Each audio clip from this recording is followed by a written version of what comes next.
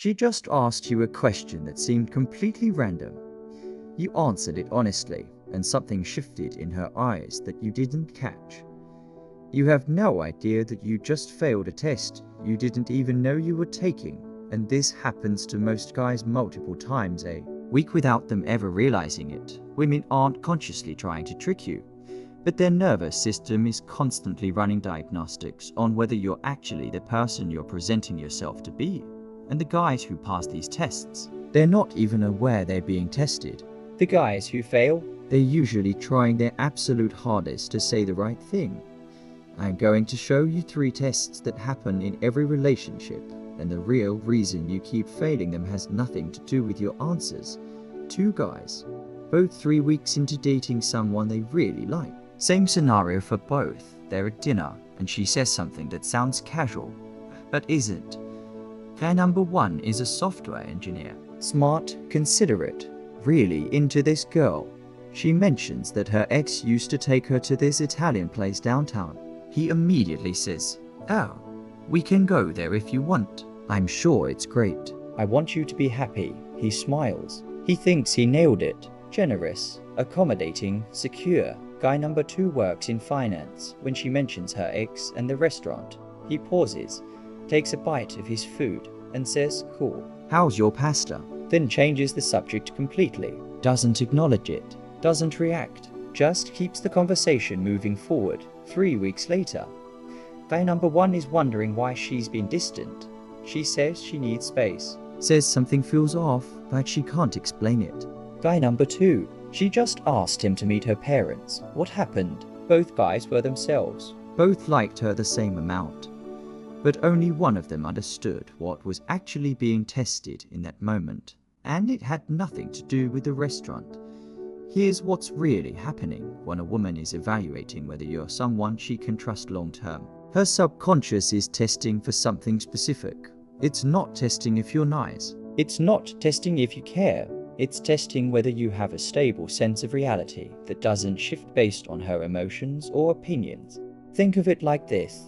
She needs to know that when life gets hard, when she's upset, when things are chaotic, you're going to stay grounded. Because if you bend and accommodate and adjust to keep her happy during the easy times, her nervous system knows you'll completely fall apart during the hard times.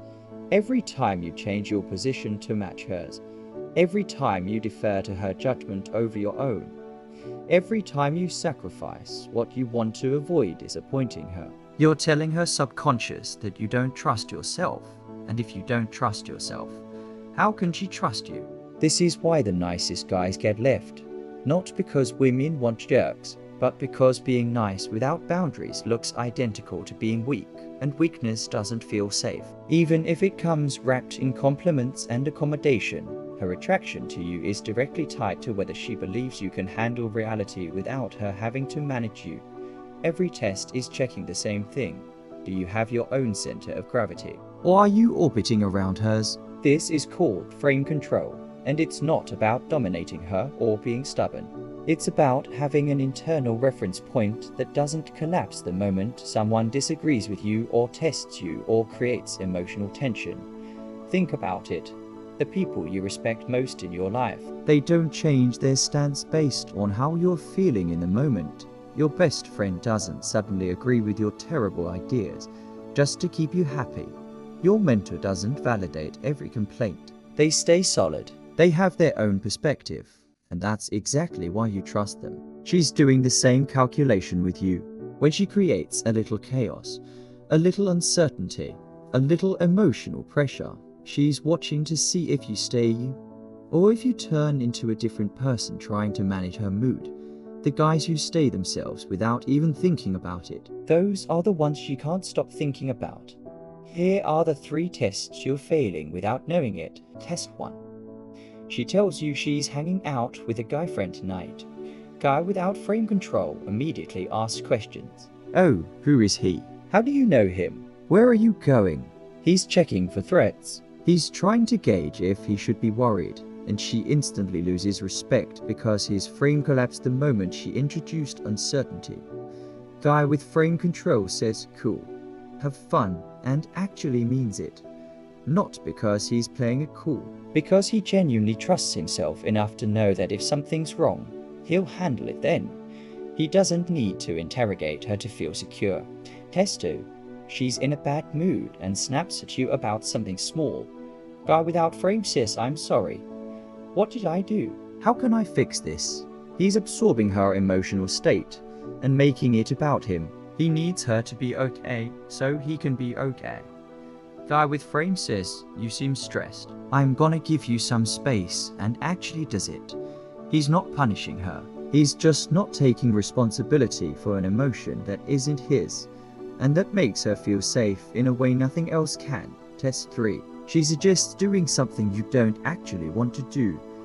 Guy without frame says yes, because he's scared that saying no means conflict or disappointment.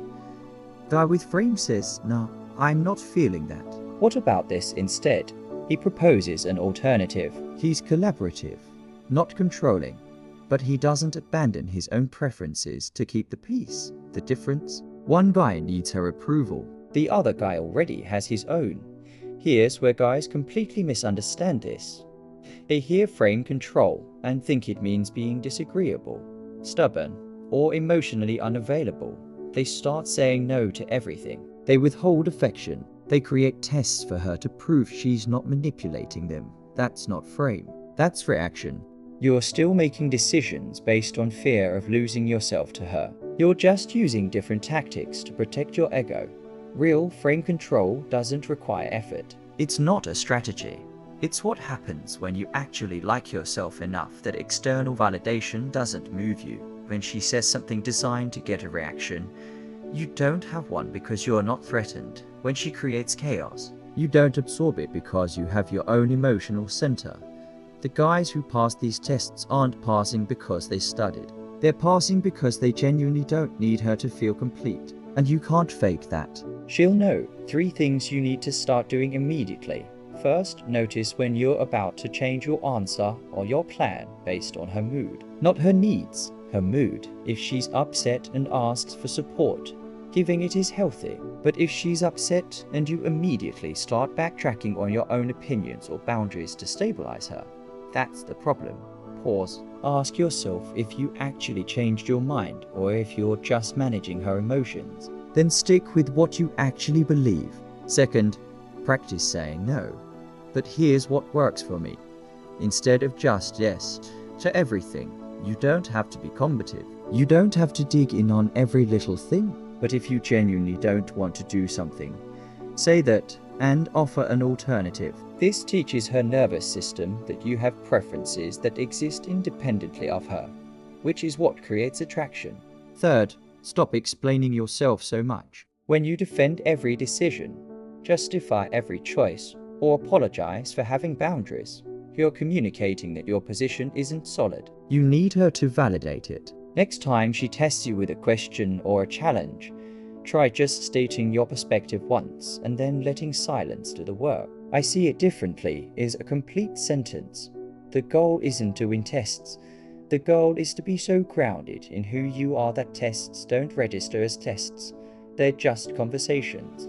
And when you're not reactive, not defensive, not trying to manage her perception of you, that's when she stops testing and starts trusting. So when she asks you that random question that doesn't make sense, and you feel that urge to say what you think she wants to hear, remember this: she's not testing your answers.